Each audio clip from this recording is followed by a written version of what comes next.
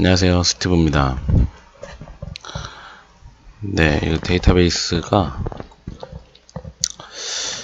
이게 이석호 교수님 PPT인데, 네, 이게 뭐 잘 모르겠네요. 이게 아니 PPT가 네, PPT가 참 뭐 이렇게 예쁘지 않게 돼 있고 내용이 뭐 별로 없어요. 뭐 몇 장 하다 보면 끝나고 이렇게 돼서 이게 맞나 안 맞나 모르겠네요. 자, 엊그저께 설명했던 내용이네요. 이 전 강의에서 설명했던 그 PPT에 다 들어있던 내용이죠. 도메인은 애트리뷰트가 취할 수 있는 값들의 집합 범위. 애트리뷰트는 도메인 역할의 이름. 애트리뷰트 이름들은 모두 달라야 한다. 당연히 달라야죠. 애트리뷰트 이렇게 테이블에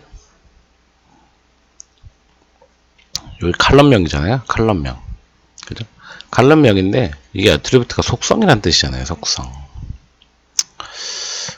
여기 뭐 칼럼이 있으면 이게 인트인지 뭐 마차인지 캐릭터인지 뭐 데이트인지 이런 속성을 갖고 있으니까 이렇게 부르는 것 같아요. 하여튼 칼럼명이 달라야 되는 이유는 변수하고 똑같습니다. 데이터 처리를 해야 되기 때문에 칼럼명이 같으면 어디다 집어넣을지 모르죠. 컴퓨터에서는 같은 공간 안에 같은 이름을 가진 애가 있으면 안 돼요. 그쵸? 같은 공간 안에 프로그램이 됐든 변수가 됐든 데이터베이스가 됐든 같은 공간에서 이름을 호출할 때 사람들이야 뭐 너 말고 너 이렇게 부를 수 있지만 컴퓨터는 그렇게 할 수가 없기 때문에 이름이 달라야 된다.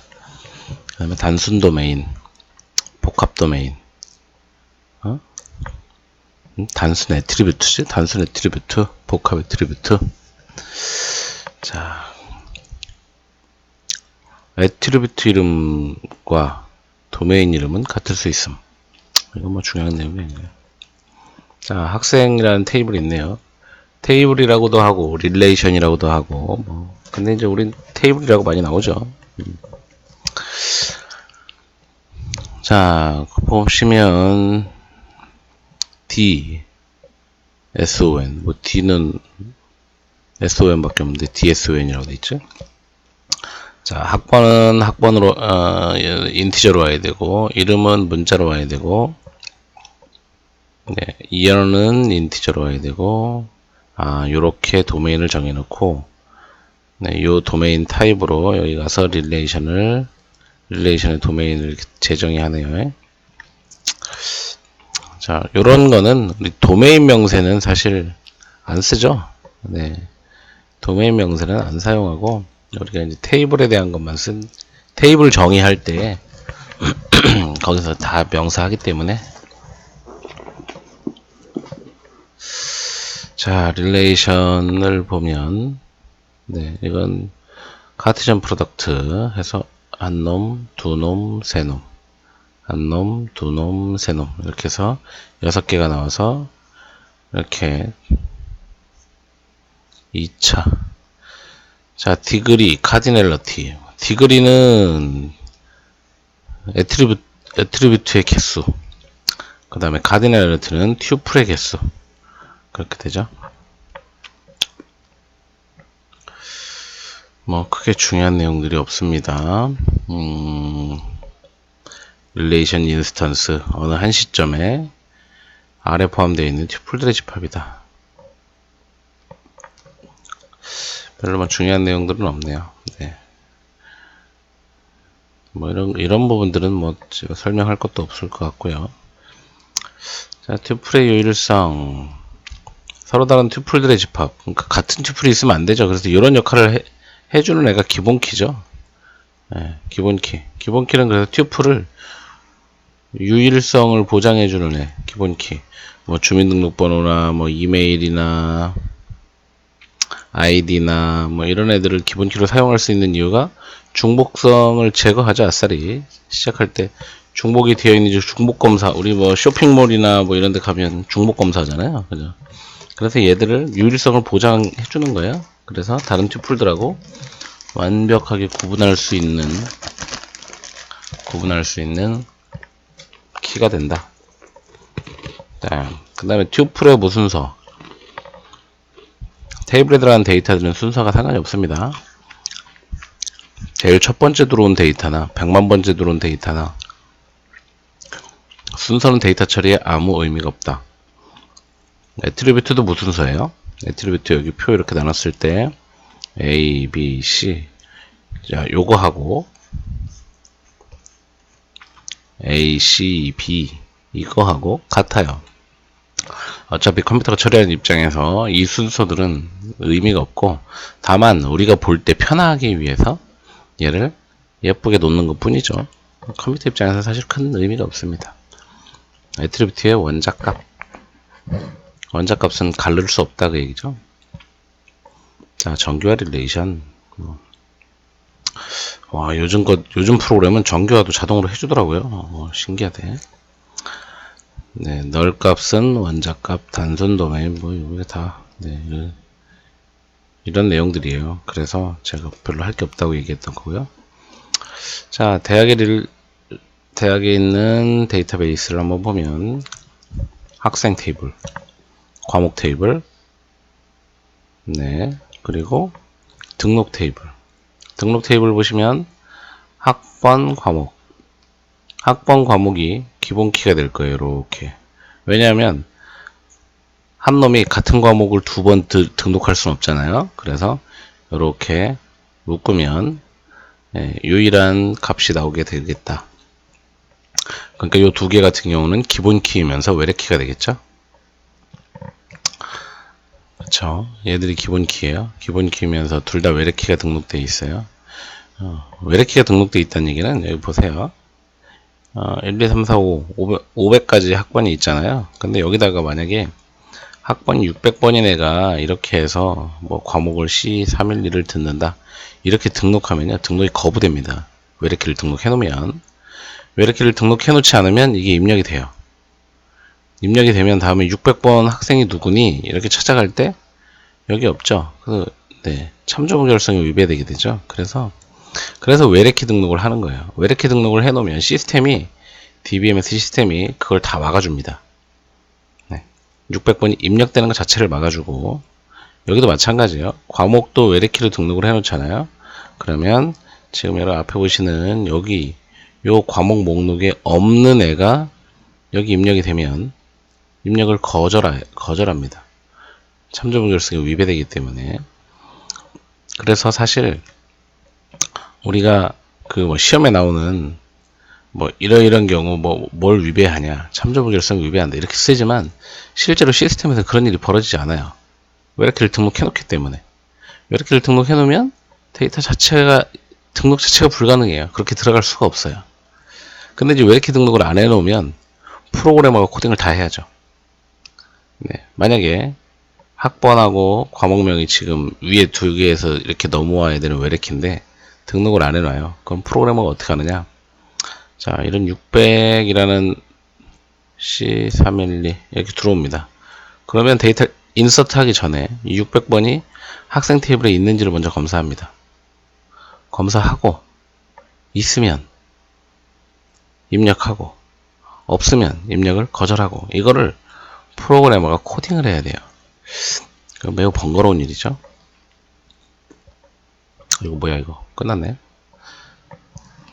이게 네, 하여튼 외래키가 됐든 뭐가 됐든 하여튼 시스템들이 다 막아주는, 자동화 시키기 위해서 뭐 한다 뭐 이렇게 생각을 하시면 되겠네요. 자, 관계 데이터 제약. 자, 키. 튜플을 유일하게 식별할 수 있는 애트리뷰트의 집합이다. 튜플을 유일하게 식별할 수 있는 애트리뷰트의 집합이다. 후보키. 후보키는 뭐야? 기본 키가 될 수 있는 키들의 집합을 후보키라고 그러죠. 그죠? 그 중에 하나를 골라서 기본 키로 쓰는 거죠. 슈퍼키. 유일성은 만족하지만 최소성을 보장하지 않는 키들의 집합. 이거 최소성. 그래서 슈퍼키는 문제에 나오지 않습니다. 왜 안 나오냐? 최소성을 보장하지 않아요. 그럼 보세요. 주민번호 하나만 가지고, 주민등록번호 하나만 가지고 기본키로 쓸 수 있는데, 여기다 주민등록번호하고 이름을 묶어놓으면 슈퍼키가 되죠. 최소성을 보장, 얘도 슈퍼키고 얘도 슈퍼키예요. 그죠?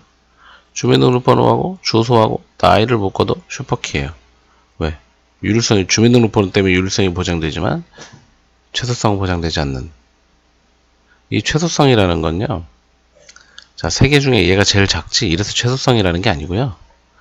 쓸데없는 걸 집어넣으면 안 된다는 거예요. 이렇게. 이거 하나로 되는데, 하나만 있어도 되는데 굳이 얘를 집어넣지? 이렇게. 자, 주민등록번호하고 이메일을 집어넣었어요. 이메일도 유일성이 보장되고 주민등록번호도 유일성이 보장되는데 둘을 묶을 필요가 없죠. 없어도 돼요. 지금 주민등록번호하고 이메일을 같이 묶으면 최소성이 보장되지 않는 거예요. 두 개 중에 하나만 있어도 되니까. 뭐 이런 성질들을 이야기하고요. 자, 기본키는 후보키 중에서 데이터베이스 설계자가 선정하는 하나의 키다. 미니멀 슈퍼키. 슈퍼키 중에 최소성이 보장되는. 그러면 이런 후보키 중에 자, 두 개가 묶여 있는 애가 있고, 세 개가 묶여 있는 애도 있고, 한 개짜리도 있어.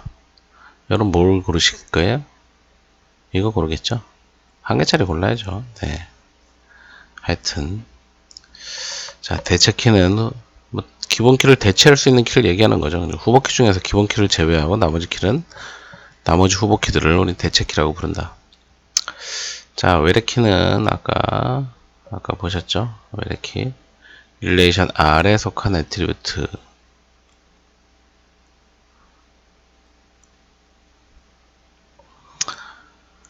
자, 릴레이션 R에 속한 R1이 테이블이 이렇게 있는데,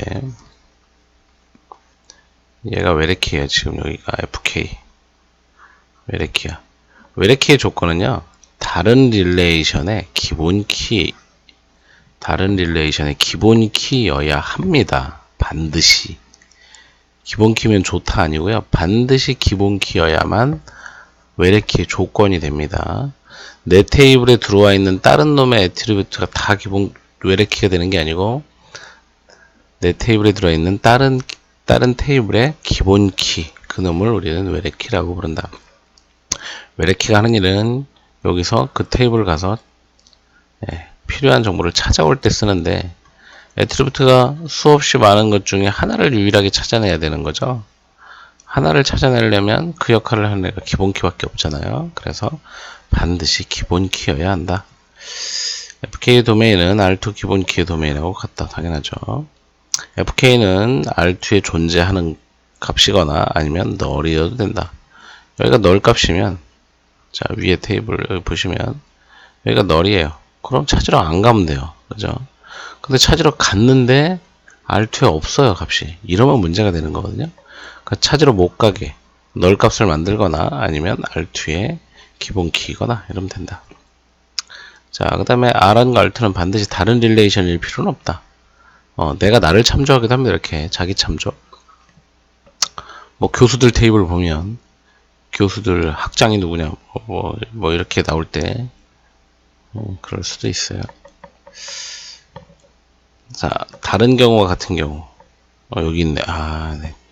네. 학장 교수 번호가 있네요. 컴퓨터 공학과다. 그러면 교수 101, 102, 103 있는데 이 사람이 학장이에요. 그럼 101번 교수의 교수 테이블의 학장 번호는 103 이렇게 돼 있겠죠. 이것도 외래키예요. 뭐 개념상, 네, 개념상 하여튼 뭐 참조하면 기본키를 참조하면 외래키라고 보시면 되겠습니다. 자, R과 R2가 다른 경우, 교수하고 학과가 있는데 학과장 교수 번호가 있네요. 이 테이블 참조하겠죠.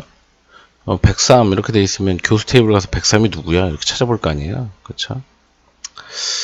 자, 요거 두 개는 기본키면서 외래키라고 그랬죠. 기본키면서 외래키. 널 값, 모르는 값, 해당 없음, 무결성. 공백도 널로 해석한다. 그러니까 사실 DB에서는 뭐 널 이렇게 되기도 하고요. 요즘에는 공백을 널이라고 부르면 되고요. 요즘에는 시스템이 널을 입력해 주더라고요. 자, 개체 무결성. 기본 키는 널 값을 가질 수 없다. 이런 건 다 외우셔야 돼요. 개체 무결성. 참조 무결성. 외래키의 값은 참조된 테이블의 기본 키값과 같거나 널이어야 한다. 기본 키값과 같거나 널이어야 된다. 기본 키로 반드시 입력되어 있거나 널이어야 한다. 이렇게 돼야 돼요. 그쵸? 외래키의 값이 있으면 참조되는 릴레이션에 찾아갔을 때 값이 있어야 되고, 엎으면 참조 무결성 위반 이렇게 되겠죠. 데이터베이스의 상태, 저장된 데이터. 또 끝났어. 이거 왜 한 느낌이죠? 이거 했나? 그저께 설명을 하면서 했나요?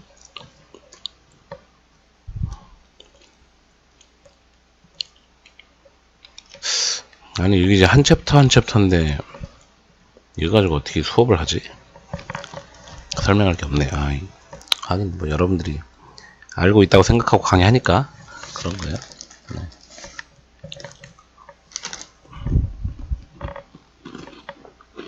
관계 데이터 연산, 관계 대수, 관계 해석.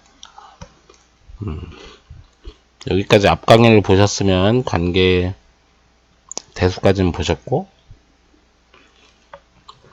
해석은 조금 어렵다 그랬죠.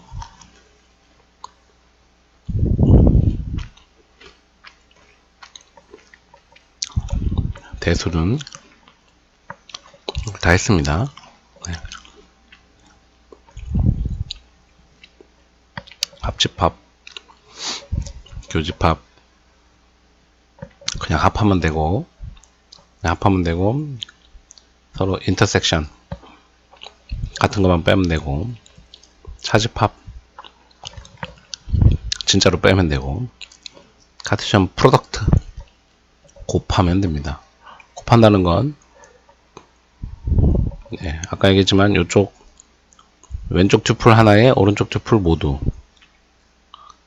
또 왼쪽 튜플 하나에 모두 이렇게 가면 돼요. 그죠?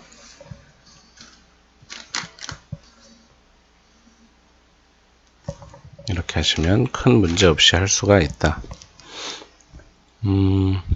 조건이 있으면 조건에 맞는 애들만 갖다 곱하면 되고, 조건이 없으면 모두 곱하면 된다. 여기 중요한 건 요겁니다. R의 차수 플러스 S의 차수가 전체 차수가 된다.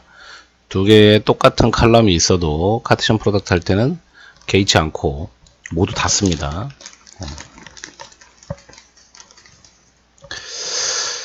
자, 병합 가능한 릴레이션끼리 교집합, 합집합 연산을 수행해야 된다.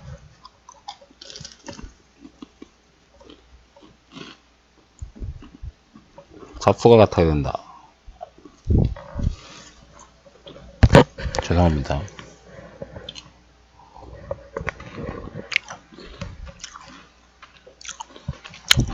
새벽이라 배가 고파가지고. 네.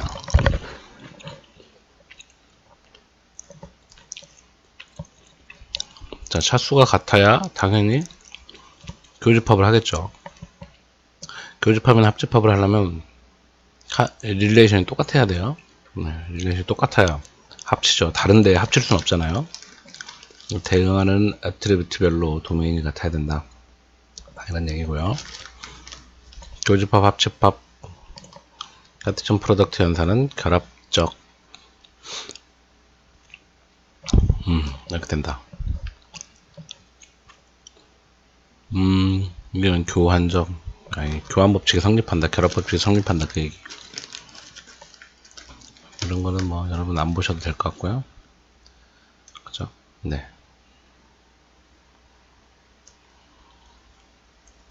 네, 그래서 이렇게 학생 테이블에서 학과가 컴퓨터인 애들만 셀렉트라고 한 거. 이게 이 PPT가 만들어진 30년 됐나봐요. 다 영어로 써야 되는데 한글로 써있네요.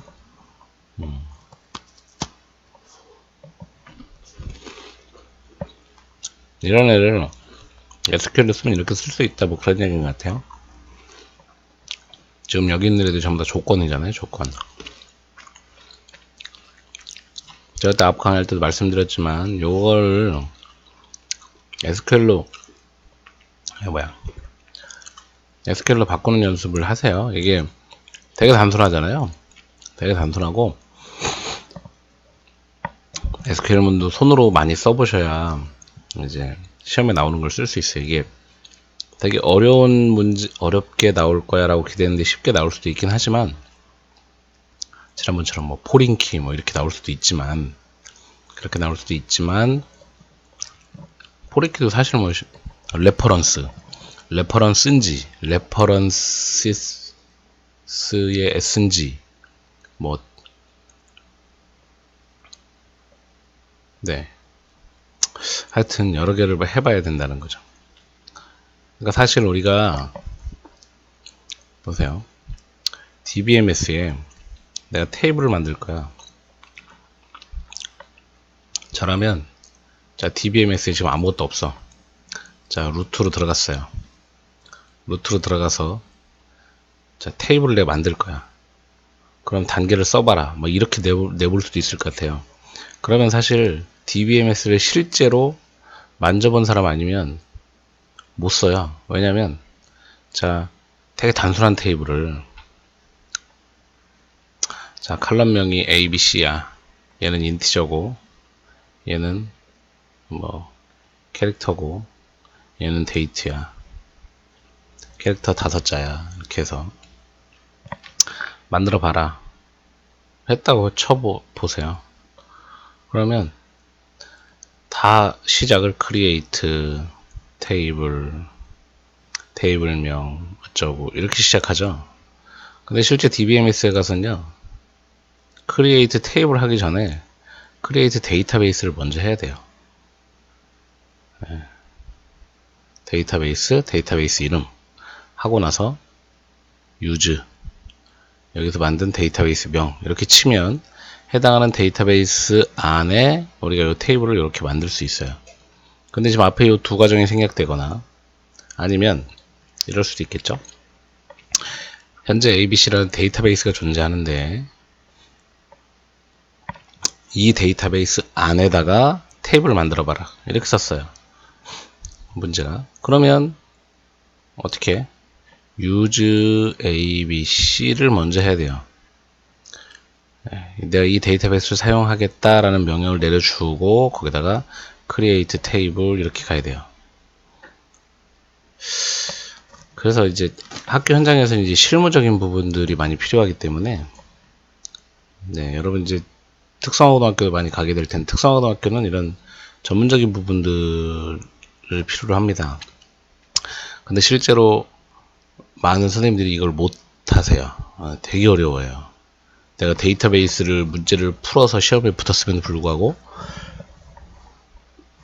네, 굉장히 어려워 하시는데 이런 과정들이 필요하다는 거죠. 그래서 한번 해보셔라. 커맨드로도 해보시고 그 다음에 웹DB 가지고도 해보시고,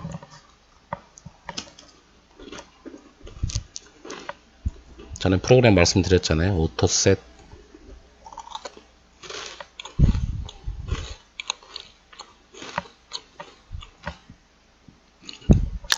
XAMPP, 이거 PHP 바이어드민으로 되어 있는 데이터베이스예요.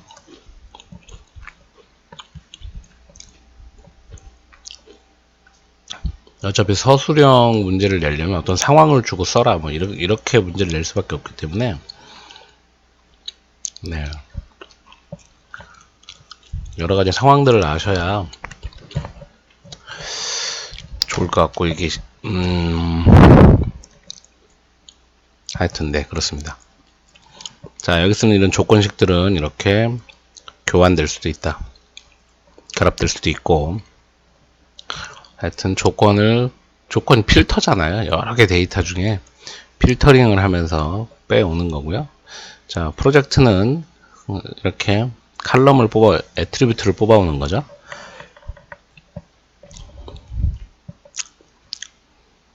자, 릴레이션 R에서 X 뽑아서 그 중에서 Y를 뽑는다. 그러면 사실 Y만 이렇게 써도 상관이 없다.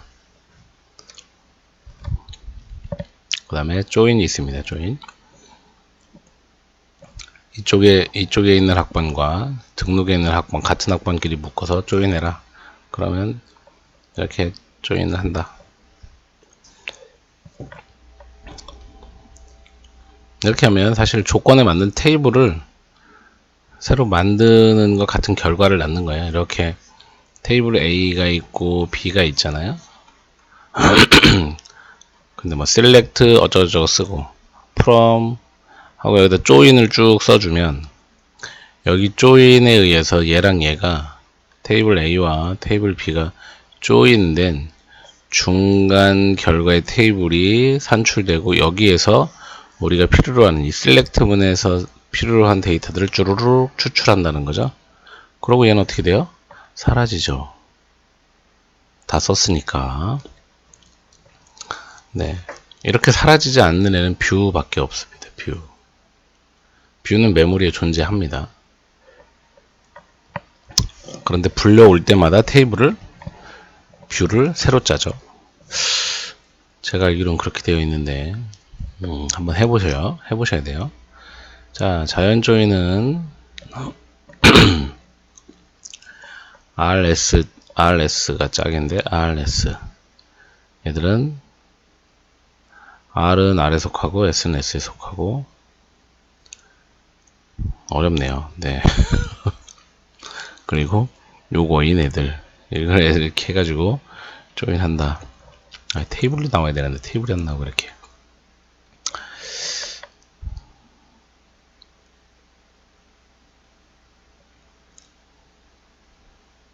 네. 이게, X 릴레이션이 이렇게 쭉 있는데, 여기서 요만큼을 Y라고 하면, X 빼기 Y에서 Z가 되면 요것만 남잖아요. 요거가 Z란 얘기죠. Z. 그죠? 그리고 여기가 Y란 얘기죠. 그리고 Z하고 Y를 이렇게 합치면 다시 뭐가 돼? 전체 X가 되겠죠. 그 얘기를 하고 있는 거고요. 자, 나누면 되죠. 네. 잘 기억이 안 나네요. 근데 이거 테이블 놓고 하면, 네, 그렇게 쉽게 할 수 있습니다. 자, 이게 학과고, 지금 C1으로 나눴다. C1으로 나누면, C413이 포함된 애들만 남고 다 없어져요. 413이 포함된 애, 요놈. C413 요놈, C413 요놈. 그래서 얘들만 그 나머지는 뭐 얘들 관계가 없는 애들. 그래서 없어지는 거고요. 자, C2로 나누면 두 개를 묶어서 같이 남아있는 애들만 살아남죠.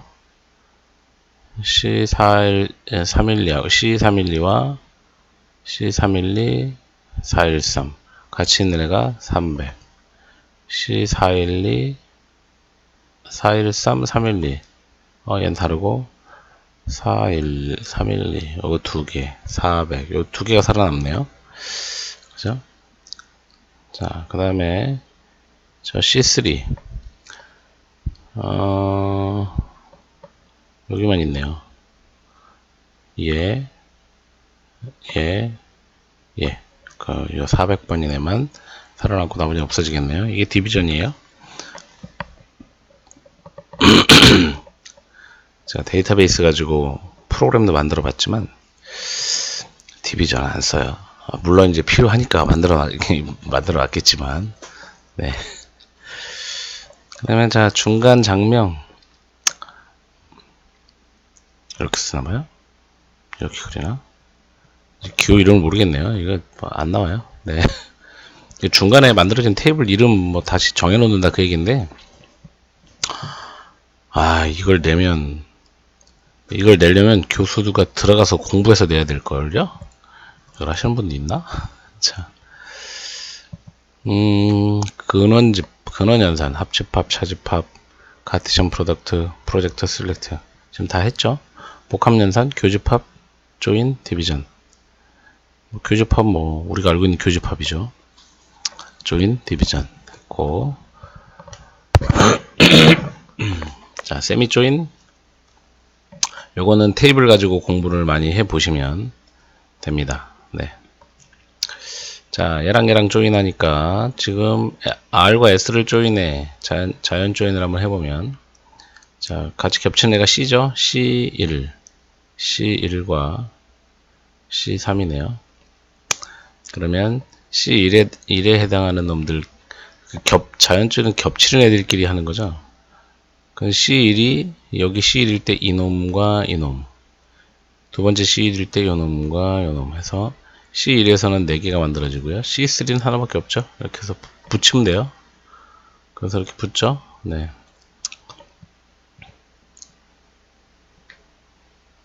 자, 이렇게 하시면 되고요. 자, 이쪽으로 와 보시면 이쪽도 한번 해보겠습니다. 자, 이쪽에 하면 여기 BC가 있네요. 그럼 B1, C1이네.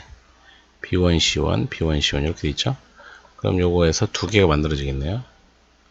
만들어지고 B2, C3, B2, C3 해서 하나 더 해서 이렇게 3개가 만들어집니다.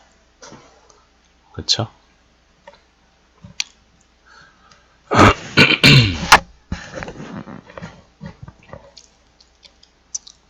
이렇게 할 수 있다, 뭐 그런 얘기가 되겠네요.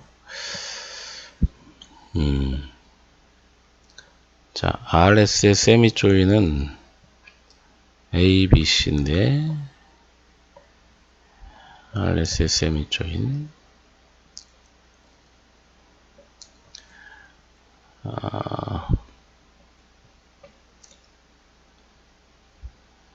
BC, BC.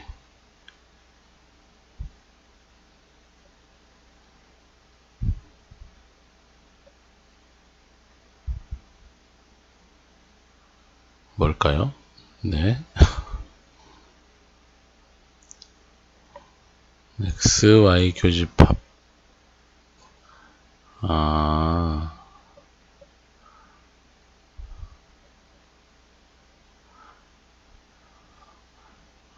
R과 X의 교집합만 뽑아서 봤더니 지금 이렇게 나온다는 게 교집합,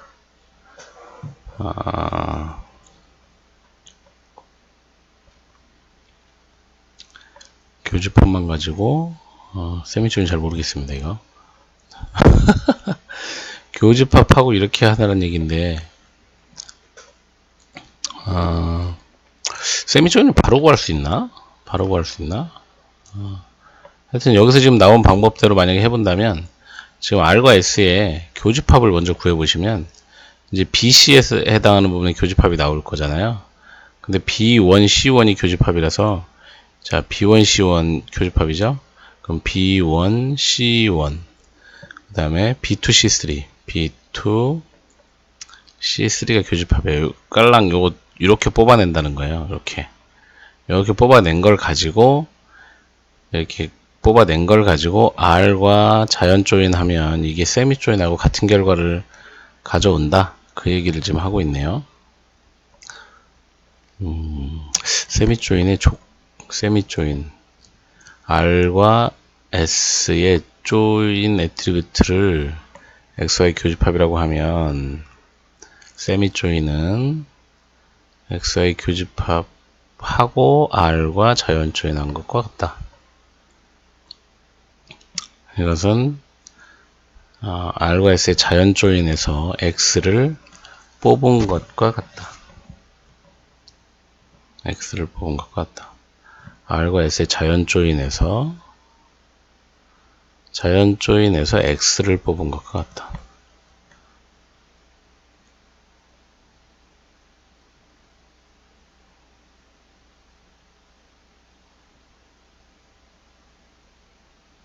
자연 조인에서 X를 뽑은 것 같다.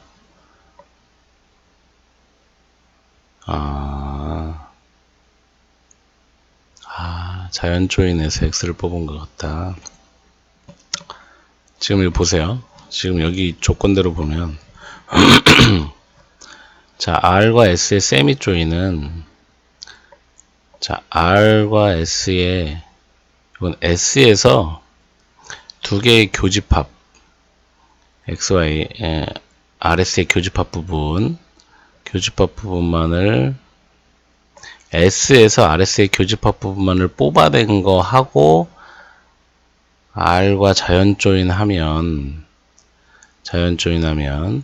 R과 S의 자연 조인 부분에서 X 뽑은 것과 같다 이렇게 되어 있잖아요. 자, 여기 있는 부분이 X고요. 여기 있는 부분이 Y야. 한번 보세요.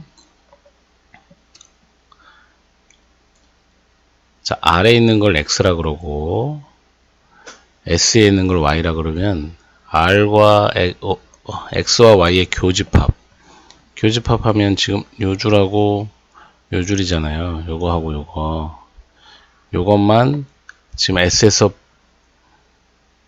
뽑은 거잖아요. 프로젝트 하면 지금 이렇게 나오죠. 그죠? 이거랑 자연 조인 한 거는 자연 조인해서 만들어진 걸 세미 조인이라고 하는데, 이 세미 조인은 뭐랑 똑같냐면, 자, R과 S를 먼저 자연 조인해요. 자연 조인 한 다음에 여기서 R에 해당하는 놈만 뽑아. R에 해당하는 놈. 그러면 R에 해당하는 놈만 뽑으세요. 요놈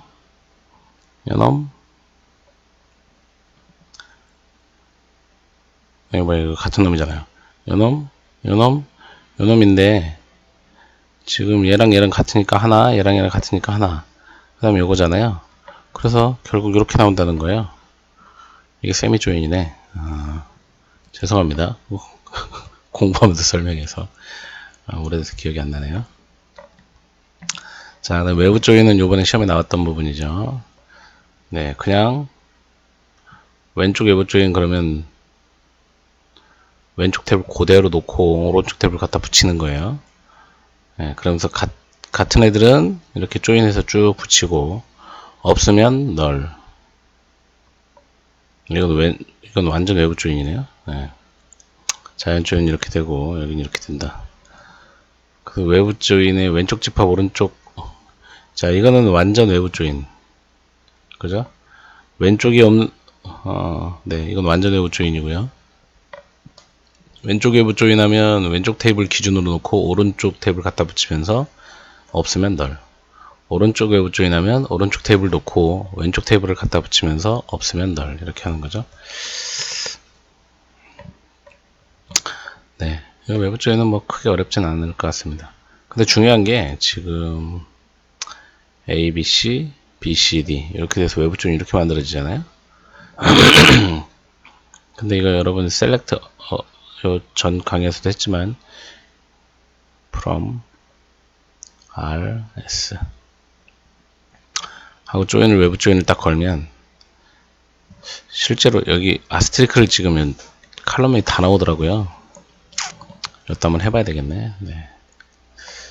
그러나 오래 나왔기 때문에 안 나온다. 관계대수의 확장, 외부 집합, 외부 합집합. 외부 합집합은 아시겠죠? 뭔지. 조인해서 합치고 뭐 이런 거 없이 그냥 너 이렇게 합집합한다. 필드가 모질라면 다 널로 채운다. 자, 관계대수의 확장, 성적의 평균. 자, 그룹 바이 이런 거는 아셔야 되고요. 집단함수라는 얘기는 그룹으로 묶어서 구한다 뭐 이런 얘기예요. 썸을 하려면 누구를 썸해야 될 거냐? 한 놈만 갖고 썸할 수는 없잖아요.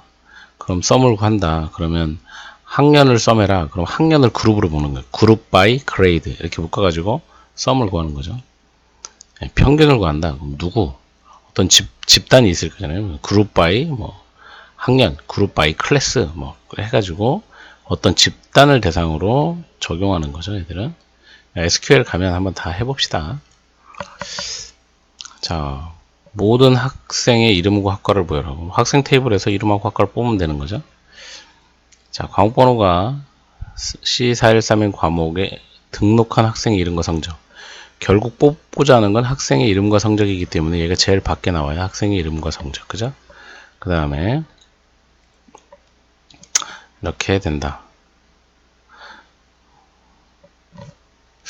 꼭 희한하네요. 이렇게 하면 이거 네 이렇게 해도 상관은 없지만 이렇게 하면 이게 중간 생성물이 많아진다 그랬죠?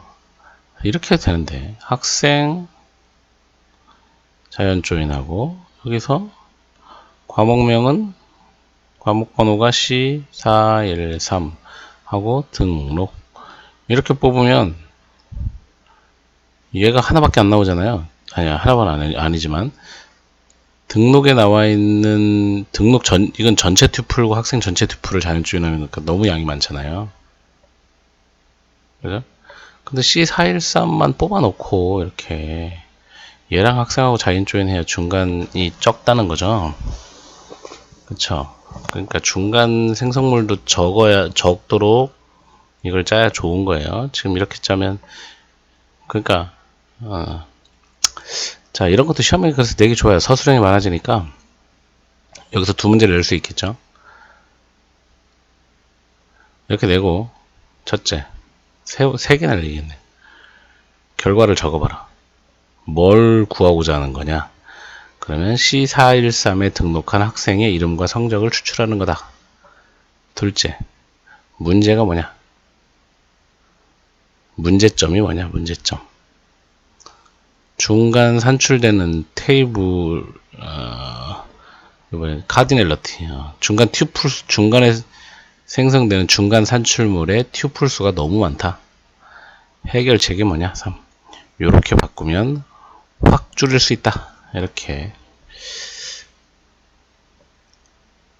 좋죠. 네. 그럼 서술형 문제점을 서술 쓰고 답을 또 쓸 수 있고 얘도 쓸 수 있고 좋네.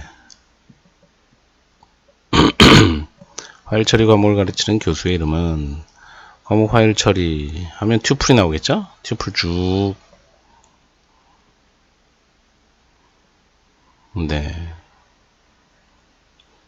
담당 과목에는 교수 이름이 안 들어있는데 이거랑 조인해야지. 교수하고 조인해서 담당 교수를 찾아야죠. 과목에는 교수 이름이 안 들어갑니다. 원래 모든 과목을 수강하고 있는 학생의 이름, 학번과 이름 뽑고요. 자, 등록에 있는 학번과 과목 번호에서 네. 조인이 어떻게 돼? 이렇게 나눠지고 이렇게 조인하고 네. 그러면 이렇게 하면 여기서 뭐가 나와요? 과목 번호로 나누니까 학번만 나오겠죠? 학번. 모든 과목을 수강하고 있으니까 여기서 과목 번호가 다 나와. 한 4개, 과목이 4개다. 그럼 4개가 나오면 요 4개로 모두 나눌 수 있는 학번만 짠 하나 나오겠네요. 얘랑 학생이랑 조인하고 거기서 학번 이름 뽑으면 되겠네요. 좋습니다. 집어넣어라. 그럼 집어넣는다는 얘기는 합집합하라는 얘기죠. 학생 테이블하고 합집합해라. 이렇게 하면 되겠고 데이터베이스 이름을 삭제해라. 빼면 되겠죠? 자, 이건 튜플이 나오니까요. 요때 해당하는 튜플을 삭제해라. 그렇게 되는 거죠. 관계 해석은 어렵습니다. 어려워서 이건 아마 시험에 내기가 어려울 거예요. 본인들도. 네, 한정자. 이건 저도 잘 몰라요. 네. 근데 관계 대수도 최근에 안 나왔죠? 관계 대수가 안 나왔는데 관계 해석을 바로 내기는 좀 부담스러울 수 있고요. 관계 해석은 네, 내용이 너무 어렵기 때문에 안 나올 가능성이 높습니다. 전공하신 분이 아니면 못 냅니다. 전공하신 분이 아니면 누가 낼 거냐? 그냥 책에 있는 문제를 그냥 낼 수는 있을 텐데 그렇지 않으면 못 낼 가능성이 높습니다. 네. 모두 어떤 그죠? and or not 이렇게 되죠. 자, 정형식 사람 이름 같네요. 정형식 교수님이라고 어디 있을 거려? 어디 정형식인가 모르겠네요. 자, 이런 것들은 잘 모르겠네요. 네. 잘 모르겠습니다. 막대 왼편에 나온 한정 애트리뷰트들은 목적 리스트로부터 막대 오른편에 명시된 조건을 만족하는 결과로 추출된다. 자, 오른쪽에 나와 있는 이쪽에서 만들어진 애에서 얘를 뽑는다 그 얘기네요. 지금 이렇게 하면 컴퓨터과에 속한 학생들의 이름을 뽑아라 이 얘기고, 지금 여기 첫 번째 같은 경우 그냥 학생들의 이름을 뽑아라 그런 얘기겠네요.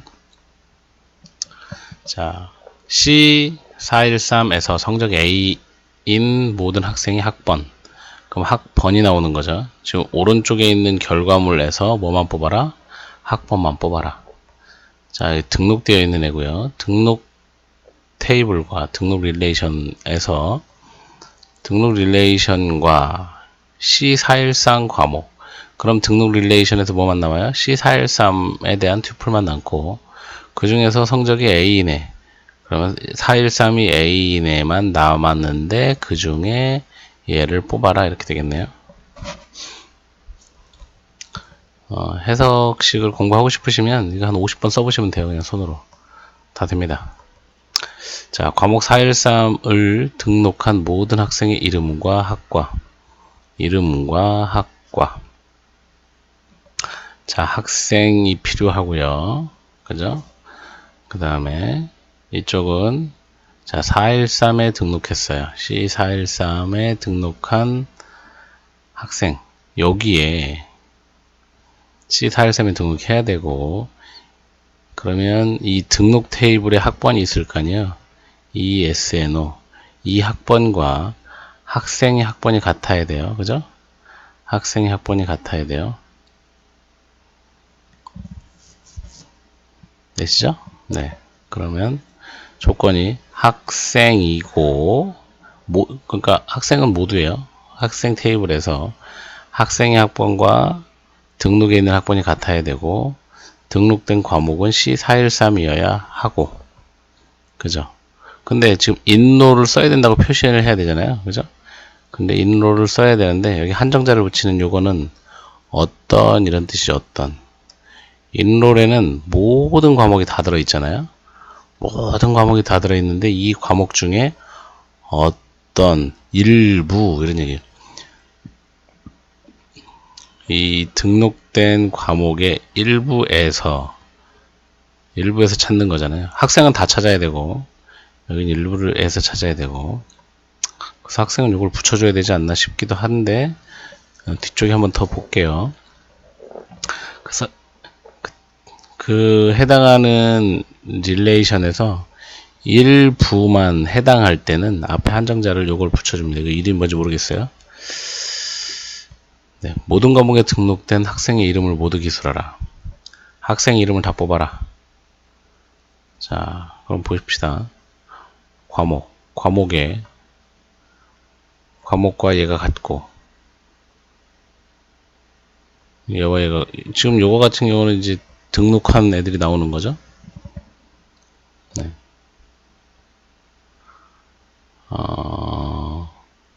코스가 모든이에요. 모두. 그죠?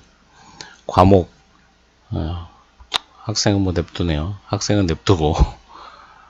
자, 모든 과목에. 자, 일단 여기는 과목은 모두잖아요. 그 다음에 등록은 일부를 한 애도 있고 모두를 한 애도 있죠. 저 A 뒤집어 놓은 얘 모두를 붙일 때 얘는 여기에 모두 해당할 때 이런 얘기예요. 모두 해당할 때. 여기 있는 튜플이 모두 해당할 때 요걸 쓰는, 코스에 있는 애 모두 사용해서 그런 얘기거든요. 코스에 있는 애를 모두 사용해야 되고, 그러면 여기는 과목 번호가 다 나오겠죠? 코스에 있는 애가 다 나올 것이고, 얘랑 같은 애를 싹 뽑고, 그러면 등록된 애 중에 이걸 전부 다 갖고 있는 애가 짝짝짝짝짝짝 나오고, 거기 학번과 여기 학번이 같은 애의 이름을 뽑아라. 네, 조금 어렵습니다. 네. 조금 어려운데 한정자를 여기 앞에 제일 앞에 이렇게 따로따로 붙입니다. 코스, 인롤. 코스에는 모두, 인롤에는 일부. 인롤은 일부겠죠. 뭐 다 등록한 애도 있고 다 등록하지 않은 애도 있고 뭐 이러니까. 근데 튜플 해석식은 옛날에 공부할 때도 어려웠어요. 어렵더라고요. 자, 413에 등록하지 않은 학생. 등록하지 않은 학생의 이름. 그럼 413에 등록한 애들만 뽑아서 나 붙이면 되죠. 그럼 등록한 학생, 등록하지 않은 학생 이렇게 됩니다. 그러면 과목 번호. 자, 등록에 있는 413에 이렇게 뽑으면 지금 여기 끝에 있는 요걸로 뽑으면 등록이라는 인롤이 저 앞에인가 테이블이 있잖아요. 보면 여기 학번, 과목 번호 이렇게 있죠. 이게 인롤이에요. 그러면 학번 과목 번호에서 이 과목 번호가 C413 애들을 쫙 뽑으면 걔들만 나오잖아요. 그 애들의 학번이 ESNO죠. ESNO와 SSNO가 같은. 그러면서 인롤에선 일부니까 어떤 이렇게 되죠. 이렇게. 그러면 지금 여기 앞에 여기 납 부분 있잖아요. 지금 요게 없으면 C413에 등록한 학생 이런 뜻이 돼요. 이렇게 보면 413에 등록한 학생. 근데 앞에 낫을 딱 붙이니까 413에 등록하지 않은 학생 이렇게 되는 거죠. 도메인 해석식은 네, 안 보셔도 될 겁니다. 이건. 자, 그리고 네, 이런 거는 못 내요. 컴퓨터학과 3, 4학년의 이름을 모여라. 네, 이건 안 보겠습니다. QBE Query by Example 안 보겠습니다. 자, 4학년 학생의 학번과 이름을 모여라. PP4 컴퓨터 뭐야?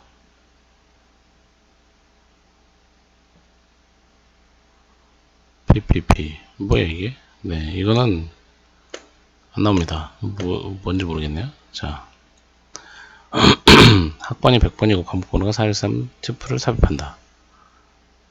네, 이거는 이거는 큰 의미가 없는 것 같습니다. 네, 하나 더 볼까요? 10번.